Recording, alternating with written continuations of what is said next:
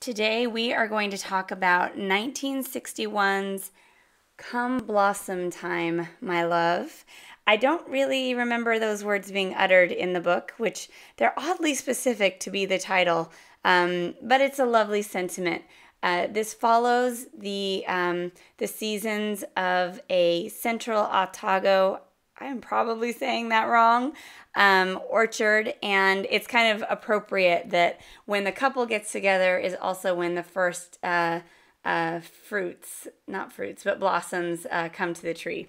As you'll notice, our heroine has a very fancy, somewhat brassy blonde, sharp haircut.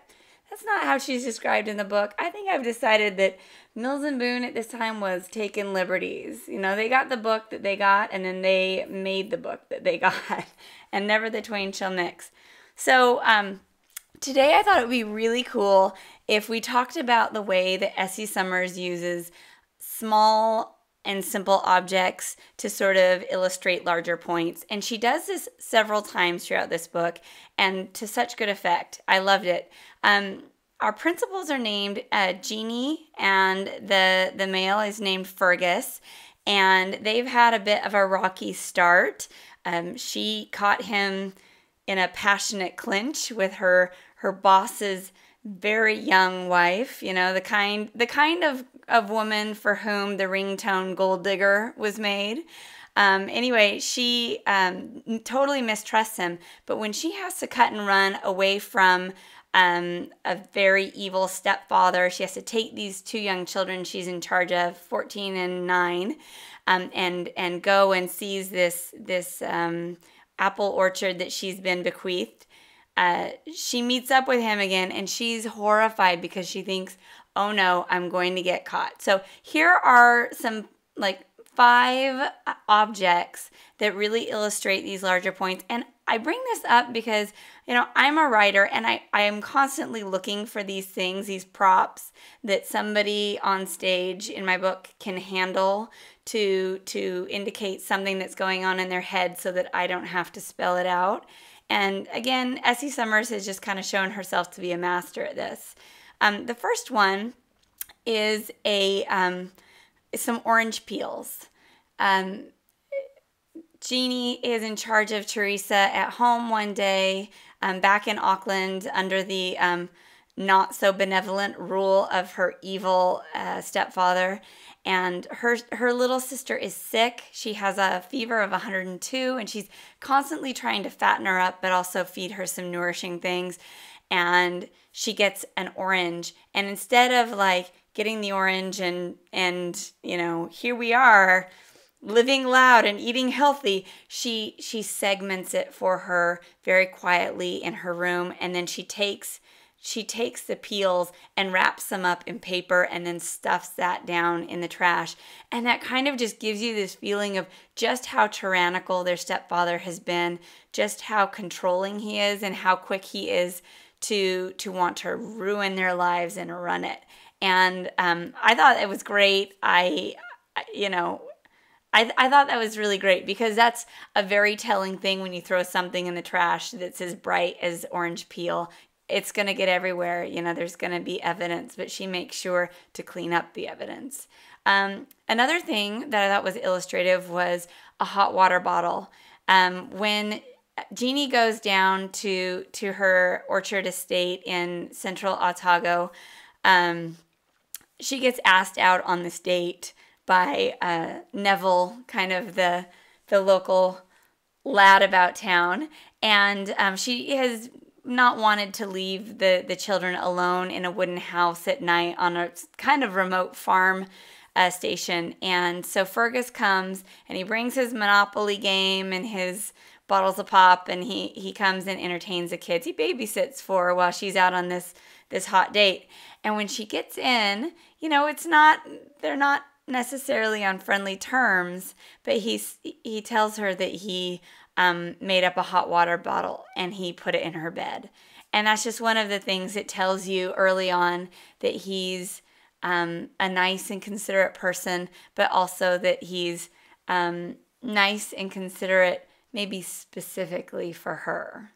Another thing that I really liked was her and Fergus are out having kind of a conversation outside the house, and he catches sight of her very frilly lingerie negligees billowing in the breeze on the wash line, which, I mean, the idea of that is so horrifying to me. Like, I would like wash them in the house and like hang them up like something out of Anne Frank, like find a deserted attic and hang them there. But she has them blowing in the breeze, and he looks at that and he tells her, aha, you are not as cold and hard or as prim and proper as you want to appear. There is stuff to work with. I've got stuff to work with. I can work with this.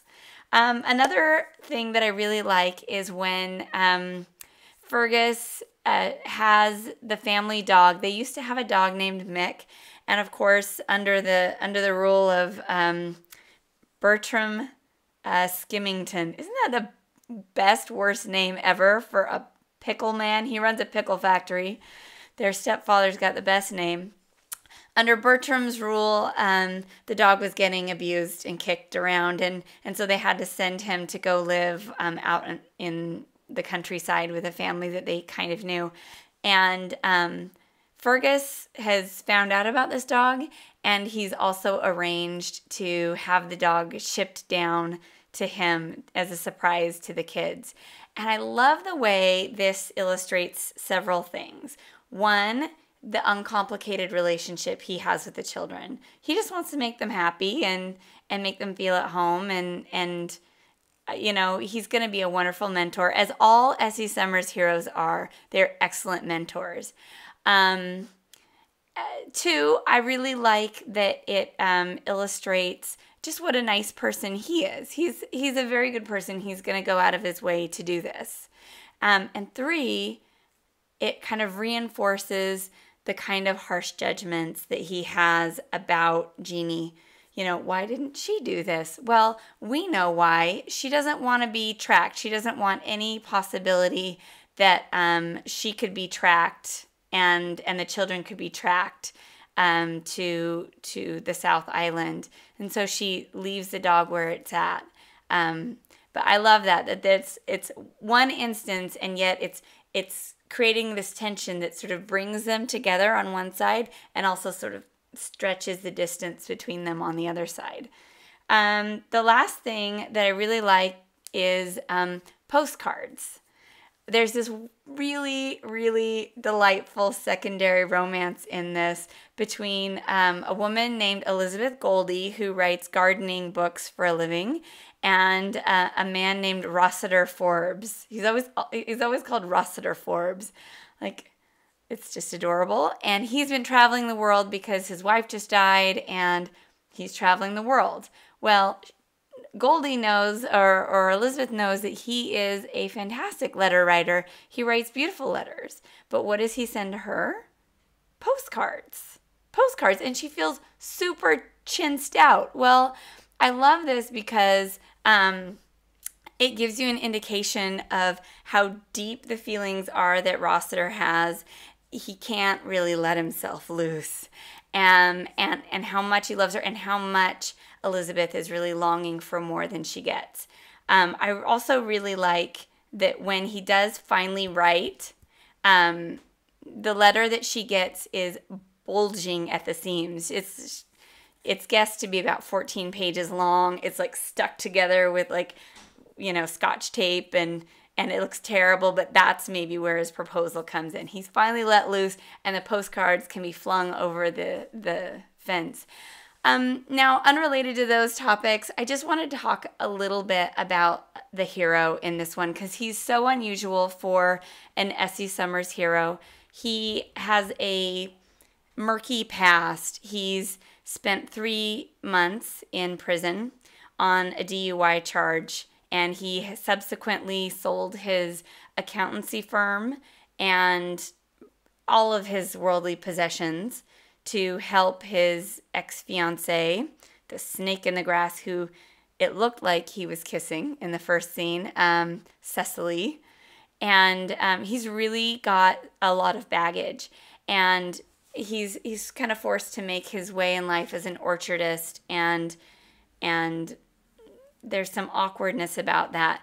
I like this because S.E. Summers has taken this trope that comes down. I mean, how many Harlequin books are titled like The Billionaire's Bride, or like The Gazillionaire's, second chance, or, there's always these crazy alpha males who are really high achievers, and their work title is telling you just how awesome that they are. It's sort of like, the Formula One secret fiance. I don't actually know if that's a title. That doesn't even sound like a title.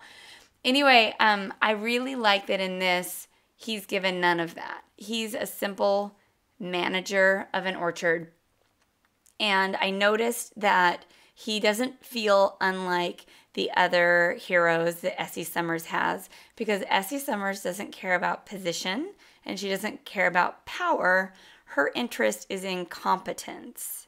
All of the heroes in S.E. Summers are competent, and I think that that's something she really values, and all of the heroines, of course, really value, particularly since so many of them come with young children to take care of or difficult family circumstances to work with. They're still going to work hard. They're going to have this orchard. I don't know. Fergus might be able to reopen some sort of accountancy position. But in the meantime, he's not got much to offer materially, but he's a man of great competence, so she can place her future in his hands. That's the end of this video. Check out my whole written review at the Uncrushable Jersey Dress, and come around next time. We love seeing you.